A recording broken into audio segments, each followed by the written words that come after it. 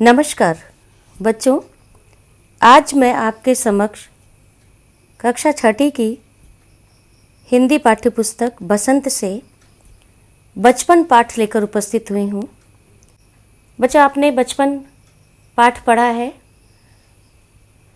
जिसमें लेखिका ने अपने बचपन के बारे में बताया और अपने बचपन से और आपके बचपन में क्या अंतर है, माने पुराने समय में क्या अंतर था और अभी क्या अंतर है उसके बारे में बताया है।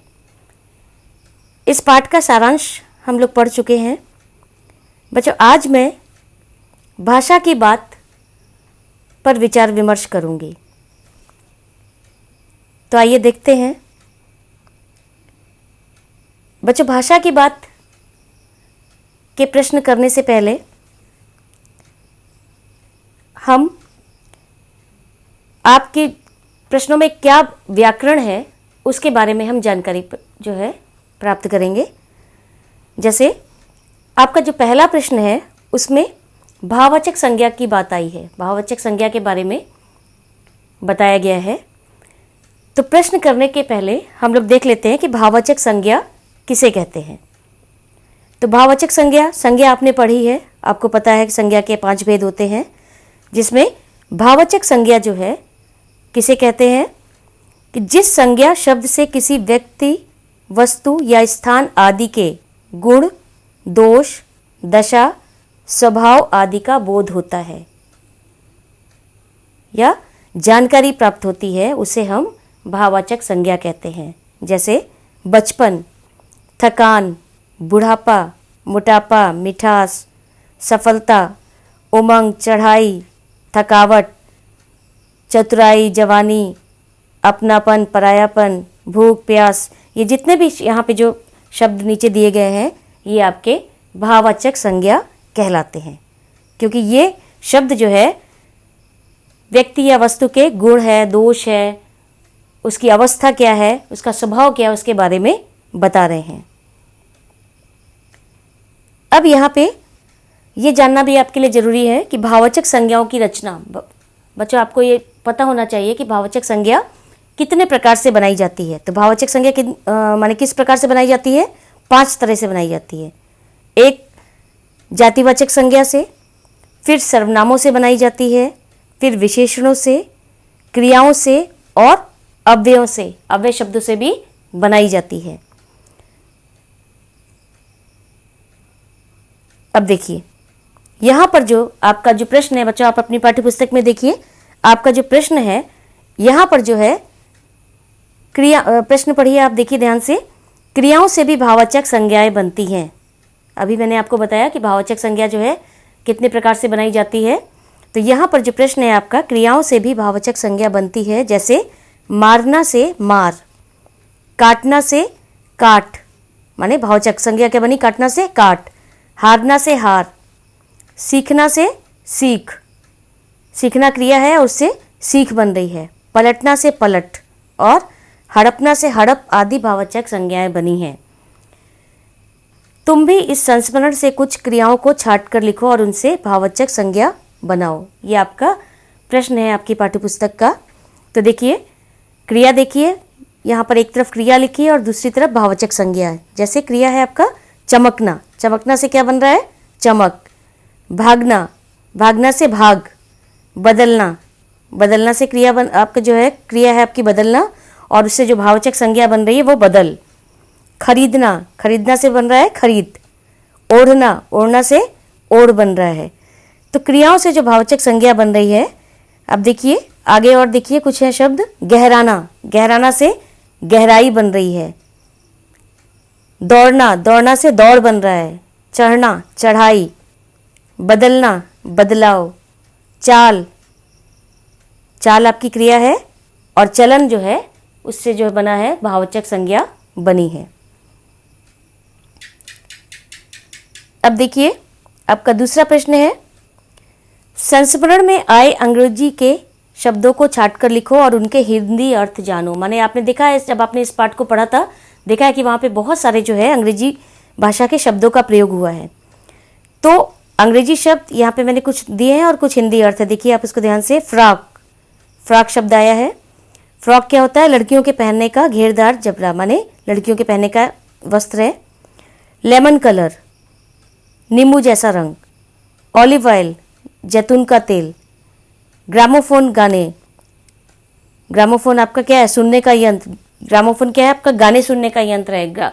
क्योंकि तब जो है आप, जैसे आज आप मोबाइल में सुन लेते हैं, टीवी में सुन लेते हैं, तब उस समय ग्रामोफोन चलते थे। स्पीड, स्पीड का हिंदी क्या है? गति। आइसक्रीम, कुल्फी। अभी आप लोगों को तो कुल्फी के बारे में पता भी नहीं होगा। आप लोग अभी तो केवल जाकर जो आइसक्रीम पार्लर से जो आइसक्रीम खा लेते हैं, आप कप आपको मिल रहा है आइसक्रीम का, या जैसा भी आप खाएं। उस समय जो है कुल्फी होती थी। पैटीज, कचौड़ी जैसी। ब्राउन ब्रेड, भूरे रंग का पाव। पाव मीन्स डबल रोटी। स्पीड, गति। अब देखिए बच्चों, अगला प्रश्न आपका हम जब करेंगे, अगला प्रश्न करने के पहले आपको ये पता होना चाहिए कि विशेषण, अगला प्रश्न आपका विशेषण पर है और विशेषण के वहाँ पर भेदों के बारे में जो है बताया गया है, भेदों का वर्णन किया गया है। तो हम थोड़ा सा विशेषण के बारे में, विशेषण के भेदों के बारे में संक्षेप में जो है जानकारी प्राप्त कर लेते हैं। आप इसको ध्यान से सुनिएगा। विशेषण के भेद, तो विशेषण के जो है 4 भेद होते हैं। गुणवाचक विशेषण, संख्यावाचक विशेषण, परिमाणवाचक विशेषण, सार्वनामिक या संकेतवाचक विशेषण। अब देखिए, अब आपके प्रश्न में जो है संख्यावाचक विशेषण के बारे में जो है प्रश्न दिए गए हैं, और संख्यावाचक विशेषण जो है उसके भी 2 भेद होते हैं, निश्चित संख्यावाचक और अनिश्चित संख्यावाचक। निश्चित माने अगर हम कहते हैं कि एक किताब लाइए, ठीक है, पेड़ पर एक चिड़िया बैठी है। और अनिश्चित अगर हम कहते हैं पेड़ पर कुछ चिड़िया बैठी है, या पेड़ आप जो है कुछ किताब लेके आइए, तो यहाँ पे कुछ और ये शब्द जो है आपके अनिश्चित हो जाएंगे, माने कोई संख्या नहीं है। कुछ किताब लाओ माने आप कितनी भी किताब ले जा सकते हो। उसी प्रकार परिमाणवाचक विशेषण है, उसके भी 2 भेद होते हैं, निश्चित परिमाणवाचक और अनिश्चित परिमाणवाचक। बच्चों, परिमाणवाचक शब्द आपको ध्यान रखना है, इसका माने क्या होता है? मात्रा, माप तौल से संबंधित। संख्यावाचक, संख्या से संबंधित। अब देखिए, ये आपका प्रश्न है, आपकी पाठ्यपुस्तक में ये प्रश्न दिया गया है। देखिए आप ध्यान से, 4 दिन, कुछ व्यक्ति, 1 लीटर दूध आदि शब्दों के प्रयोग पर ध्यान दो तो पता चलेगा कि इसमें 4, कुछ और 1 लीटर शब्द से संख्या या परिमाण का आभास होता है, माने मात्रा का आभास होता है, क्योंकि यहाँ पर ये संख्यावाचक विशेषण है। इसमें से भी 4 दिन से निश्चित संख्या का बोध होता है, इसलिए इसको हम निश्चित संख्यावाचक विशेषण कहते हैं। और कुछ व्यक्ति से अनिश्चित संख्या का बोध होता है, तो इसे हम अनिश्चित संख्यावाचक विशेषण कहलाएंगे। माने कुछ व्यक्ति से संख्या जो है निश्चित नहीं है, कितने व्यक्ति हैं वहाँ पर ये निश्चित नहीं है, इसलिए वो अनिश्चित है, तो इसे हम अनिश्चित संख्यावाचक विशेषण जो है कहेंगे। इसी प्रकार 1 लीटर दूध से परिमाण का बोध होता है, माने मात्रा का बोध होता है, इसलिए इसे परिमाणवाचक विशेषण कहते हैं। बच्चे देखिए, आपका जो प्रश्न दिया गया है इनको आप देखिए ध्यान से। अब तुम नीचे लिखे वाक्यों को पढ़ो और उनके सामने विशेषण के भेदों को लिखो। जैसे वाक्य देखिए, मुझे 2 दर्जन केले चाहिए। अब 2 दर्जन यहाँ पर जो दिया गया है, ये शब्द है क्या है? 2 दर्जन, माने यहाँ पर निश्चित संख्यावाचक विशेषण है। केले मांगे गए हैं 2 दर्जन। 2 किलो अनाज दे दो। अब 2 किलो जो है यहाँ पर क्या है? ये मात्रा है, तो यहाँ पर निश्चित परिमाणवाचक विशेषण होगा 2 किलो में। कुछ बच्चे आ रहे हैं, कुछ शब्द है, ये क्या होगा? अनिश्चित संख्यावाचक विशेषण होगा। तुम्हारा सारा प्रयत्न बेकार रहा। अब तुम्हारा जो है ये सार्वनामिक विशेषण है। सभी लोग हंस रहे थे, सभी शब्द है, अनिश्चित संख्यावाचक है। कितने लोग हंस रहे थे यहाँ पर कोई जानकारी नहीं है, माने अनिश्चित है, तो ये आप बच्चे ध्यान दीजिएगा, ये आपका अनिश्चित संख्यावाचक है। विशेषण के भेद हम जो है बाद में विस्तार से पढ़ेंगे। जैसे आप इसके ऊपर में आया आपका तुम्हारा सार्वनामिक विशेषण। तुम्हारा शब्द सर्वनाम है। यहाँ पर जो तुम्हारा शब्द है वो सर्वनाम जो है विशेषण की तरह प्रयोग हुआ है, इसलिए यहाँ पर सार्वनामिक विशेषण है। अब देखिए, तुम्हारा नाम बहुत सुंदर है। अब देखिए यहाँ पर तुम्हारा क्या है, सार्वनामिक विशेषण है, सर्वनाम का विशेषण की तरह प्रयोग हुआ है। बहुत क्या है, अनिश्चित परिमाणवाचक विशेषण है। सुंदर गुणवाचक विशेषण है। सुंदर क्या है, वो आपका गुण बता रहा है, क्वालिटी बता रहा है, तो ये यहां पर आपका गुणवाचक विशेषण है। अब देखिए सार्वनामिक विशेषण क्या होता है, आपको विशेषण के भेद में से एक ये भेद है।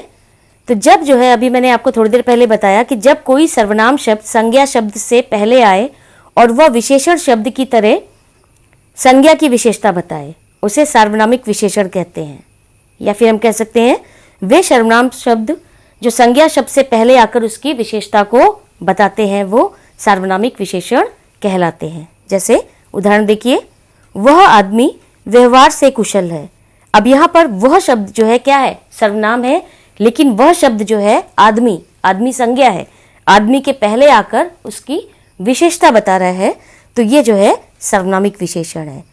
कौन छात्र मेरा काम करेगा, छात्र की विशेषता यहाँ बताई जा रही है, तो यहाँ पर जो है आपका सार्वनामिक विशेषण है। अब देखिए यहाँ पर आपका प्रश्न जो है सार्वनामिक विशेषण पर है, ठीक है। तो प्रश्न आप देखिए अपनी पाठ्यपुस्तक में, कपड़ों में मेरी दिलचस्पियां मेरी मौसी जानती थी। यहाँ जो हमने यहाँ पे रेखांकित किया है, ये आपका जो है सार्वनामिक विशेषण है। इस वाक्य में रेखांकित शब्द दिलचस्पियां और मौसी संज्ञाओं की विशेषता बता रहा है, इसलिए ये सार्वनामिक विशेषण है। कभी कभी जो है सर्वनाम क्या करते हैं, विशेषण का काम भी करते हैं। पाठ में से ऐसे 5 उदाहरण छाट कर लिखो। आपको अपनी पाठ्यपुस्तक से 5 उदाहरण छाट कर लिखने हैं। देखिए यहाँ पर आप इसका उत्तर देखिए, मैं तुमसे कुछ इतनी बड़ी हूं कि तुम्हारी दादी भी हो सकती हूं, नानी भी। हम बच्चे इतवार की सुबह इसी में लगाते। हम बच्चे की विशेषता यहाँ पे बताई जा रही है। जहां मेरा पहला चश्मा बना, मेरा, हमारे तुम्हारे बचपन में बहुत फर्क हो चुका है। हमारे तुम्हारे ये सर्वनाम है, लेकिन ये बचपन की विशेषता जो है बता रहे हैं, इसलिए यहाँ पर सार्वनामिक विशेषण होगा। देखिए नेक्स्ट, कुछ और भी यहाँ पे मैंने जो है उदाहरण दिए हैं। मैं तुम्हें अपने बचपन की ओर ले जाऊंगी, बचपन की विशेषता, अपने अपने जूते पॉलिश करके चमकाते। हमारा घर मॉल से ज़्यादा दूर नहीं था, घर की विशेषता। यह गाना उन दिनों स्कूल के हर बच्चे को आता था। उन दिनों कुछ घरों में ग्रामोफोन थे। तो ये जितने भी यहाँ पे जो दिए गए हैं शब्द, अपने, हमारा, यह, उन, ये सब जो है सर्वनाम है, लेकिन सर्वनाम कैसे हैं, विशेषण की तरह जो है प्रयोग में होकर विशेषता बता रहे हैं। तो ये आपके जो है सार्वनामिक विशेषण है। अब एक प्रश्न देखिए, निम्नलिखित शब्दों को एक वचन या बहुवचन में बदलिए। देखिए यहाँ पे कुछ शब्द दिए गए हैं जो आपको बदलने हैं। अगर एक वचन में है तो उसे बहुवचन में बदलना है, और अगर बहुवचन में तो उसे एक वचन में करना है। देखिए मैं क्या है, एक वचन। मैं का क्या होगा, हम, बहुवचन। कपड़ा, कपड़े। चश्मा, चश्मे, चश्मा एक वचन है, कपड़ा एक वचन है। पोशाकें, अब देखिए पोशाकें बहुवचन है, इसका आप जब एक वचन बनाएंगे तो ये आपका पोशाक हो जाएगा। पोशाक माने वस्त्र, कपड़े। जूता, जूता का क्या होगा, जूते हो जाएगा, बहुवचन। गुब्बारे, गुब्बारे जो है बहुवचन है, ये जो है एक वचन इसका होगा गुब्बारा। तो बच्चों आशा करते हैं कि आपको भाषा की बात जो है अच्छी तरह से समझ में आ गई होगी। आप इसे अच्छी तरह से सुनेंगे, समझेंगे, उसके बाद जो है आप इसे अपनी कॉपी पर करेंगे। धन्यवाद।